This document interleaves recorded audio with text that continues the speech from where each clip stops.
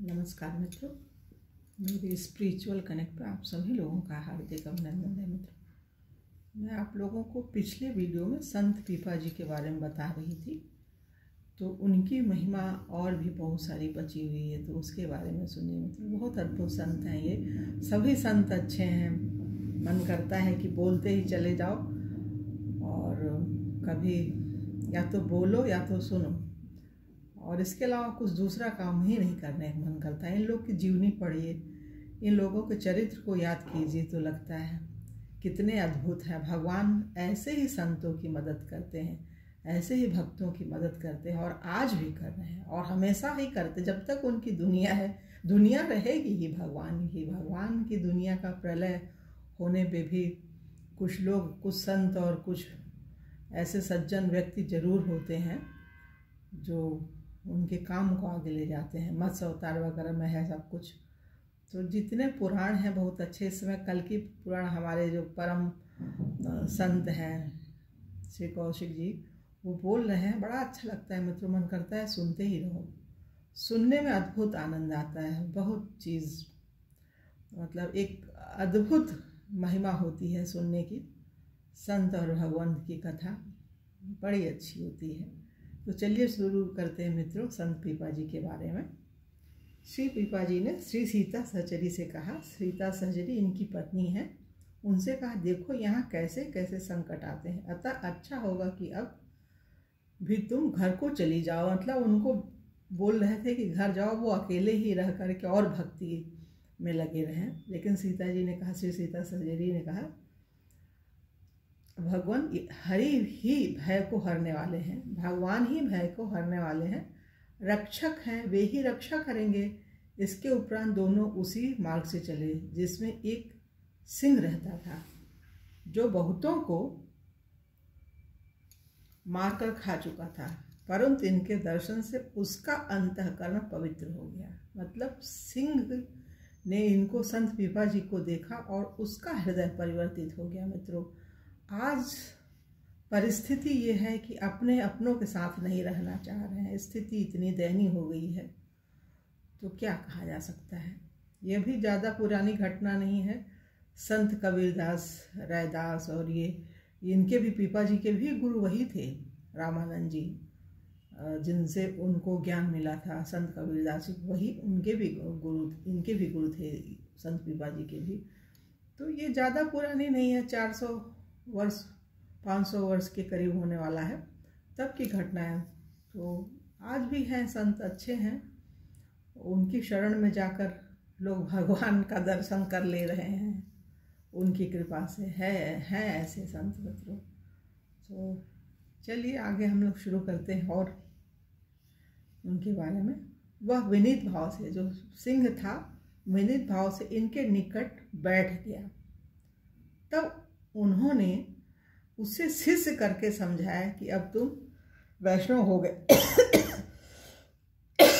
अतः किसी की हिंसा न करना। सिंह को भी उन्होंने, संत पीपा जी ने, वैष्णव बना दिया। तब इन्होंने उसे शिष्य करके समझाया कि अब तुम वैष्णव हो गए, अतः किसी की हिंसा न करना। इसके बाद वे दूसरे गांव में पहुंचे। वहां अपने शेष साई भगवान के दर्शन की और दुकानदार के न देने पर सूखे बांसों को हरा करके एक हरा बांस भगवान को अर्पण किया। वहां से चलकर आप परम प्रेमी भक्त श्रीधर जी के यहाँ पहुंचे। तो सुनिए मित्रों, भक्त श्रीधर जी और उनकी धर्मपत्नी ने देखा कि परम भागवत श्री पीपा जी अपनी स्त्री समेत पधारे हैं, तो वे प्रसन्न हुए। परंतु घर में खाने पीने का कुछ भी सामान नहीं था, क्योंकि इनकी वृत्ति अत्यंत अपरिग्रही थी। यह इकट्ठा नहीं करते थे, बहुत ही संत प्रवृत्ति का इनका नेचर था। श्री श्रीधरी जी की स्त्री ने अपना एकमात्र वस्त्र दे दिया। श्री श्रीधरी जी उसे बेचकर सीधा सामान ले आए और श्री पीपा जी के सामने रख कर बोले, महाराज रसोई कीजिए और भगवान का भोग लगाइए। वस्त्र बिक जाने के कारण भगवतीन का शरीर नग्न हो गया था, अतः श्रीधर ने उन्हें कोठरी में छिपा दिया। श्री सीता सहचरी जी ने रसोई तैयार कर दी। भगवान का भोग लग गया। श्री पीपा जी ने श्रीधर भक्त से कहा, भगतियों को बुला लाइए, आप और हम सब एक साथ ही बैठकर प्रसाद पाएंगे। श्रीधर जी ने कहा, आप लोग प्रसाद पाएं, उसे सिद्ध प्रसाद प्रिय है, वह बाद में पा लेगी। तब श्री पीपा जी ने सीता सहचरी से कहा, तुम भीतर जाकर उन्हें बुला लाओ और उन्हें भी साथ ही प्रसाद पवाओ। तब वे भीतर गईं तो उन्होंने जाकर देखा कि वह नग्न बैठी हैं। सीता सहचरी जी ने जब भक्तिन को नग्न देखा तो पूछा, कहिए क्या बात है, आपका शरीर उघाड़ा क्यों है? तब से श्रीधर जी की स्त्री ने कहा, हम लोगों को संत सेवा हृदय से अत्यंत प्रिय लगती है, अतः हमारा समय इसी प्रकार बीतता है। जब संत भगवान पधारते हैं तब उनका दर्शन, सत्संग एवं स्वागत करके हमें अपार सुख होता है। उस परमानंद के सामने यह नश्वर शरीर ढका है अथवा उघाड़ा है, इसकी क्या चर्चा की जाए। कितनी महान थी श्रीधरी जी की पत्नी। सीता सहचरी जी ने जब ये बातें सुनी तो सब रहस्य उनकी समझ में आ गया। इसके उपरांत सीता सहचरी जी ने अपनी धोती में से आधी फाड़ कर उन्हें दिया, उसे उन्होंने पहन लिया। तब उनका हाथ पकड़कर उन्हें घर से वहां लेवा लाई। सबों ने एक साथ बैठकर प्रसाद पाया। संत सेवा के प्रति निष्ठा की इस अनोखी घटना को सीता सहचरी ने बाद में शयन करते समय श्री पीपा जी को सुनाया। श्री सीता सहचरी जी की संत सेवा का दृष्टांत। सपत्नीक भक्त श्रीधर जी की संत सेवा निष्ठा से प्रभावित होकर सीता सहचरी जी ने अपने पति देव से कहा, अब तो हमारा धर्म यह है कि हम अपना तन बेचकर भी संत सेवा करें। ऐसा निश्चय कर वे दोनों वहां जाकर बैठे जहां अनाज की बड़ी मंडी थी। श्री सीता सहचरी की अपार सुंदरता से आकृष्ट हो करके वे लोग एकत्र हो गए।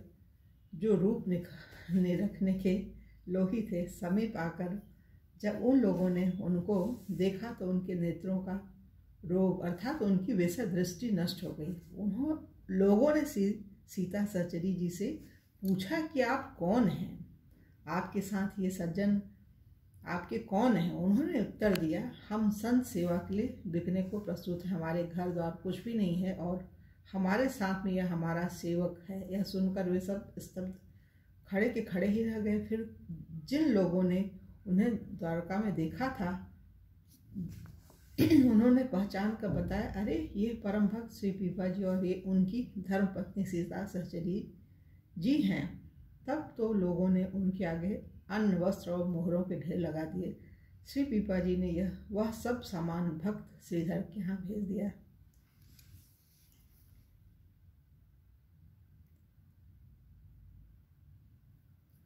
तो मित्रों, एक और सुन लीजिए, इनकी महिमा अद्भुत है, अभी तो बहुत है, अपार है। श्री श्रीधर भक्त से आज्ञा पाकर उनसे विदा लेकर सीता सहचरी समेत श्री पीपा जी टोंडे ग्राम में आए, टोंडे नामक ग्राम में, और गांव से बाहर कुटी बनाकर रहने लगे। एक दिन आप स्नान करने के लिए गए थे तो वहां एकाएक आपको मोहरों से भरे हुई कई मटके दिखाई पड़े। उस मिले हुए धन को त्याग कर आप चले आए। रात में सीता सहचरी जी से आपने बताया कि उस सरोवर पर स्वर्ण मुद्राओं से भरे मटके मैं छोड़ आया हूँ। सुनकर उन्होंने कहा, अब आप उस तालाब पर स्नान करने मत जाइएगा। संयोगवश चोरी करने की इच्छा से वहीं कहीं कुटी के पास छिपे हुए चोरों ने यह बात सुन ली। वे तुरंत उसी सरोवर पर गए और जाकर देखा तो उन पात्रों में सांप भरे हुए हैं। चोरों ने समझा कि वे हमें सांपों से कटवा कर मरवा डालने के लिए ही ऐसी बातचीत आपस में कर रहे थे। बदला लेने की भावना से उन चोरों ने मोहर भरे सभी मटके उखाड़े और श्री पीपा जी की कुटी में पटक कर भाग गए। जब श्री पीपा जी ने गिना तब मालूम पड़ा कि 720 सोने की मोहरें हैं और एक एक मोहर तौल में 5-5 सोले की है। ये है अद्भुत घटना मित्रों, इनके जीवन के बारे में, संत पीपा जी और उनकी धर्मपत्नी सीता सहचरी जी के बारे में। अभी और भी है मित्रों, तो अभी और टाइम लगेगा, बड़ा हो जाएगा, इसको कल की वीडियो में बनाएंगे। और आज यहीं पर अपनी वाणी को विराम दे रहे हैं मित्रों। और आप लोगों से एक अनुरोध है कि इस वीडियो को ज़्यादा से ज़्यादा लोगों को शेयर कीजिए मित्रों। और अगर सब्सक्राइब नहीं किया है तो सब्सक्राइब भी कर दीजिए, जिससे सबको लाभ हो। तो ठीक है मित्रों, अपनी वाणी को यहीं विराम दे रहे हैं और कल की वीडियो में आप लोगों से पुनः मिलेंगे। तब तक के लिए जय हिंद, जय भारत, ओम शांति।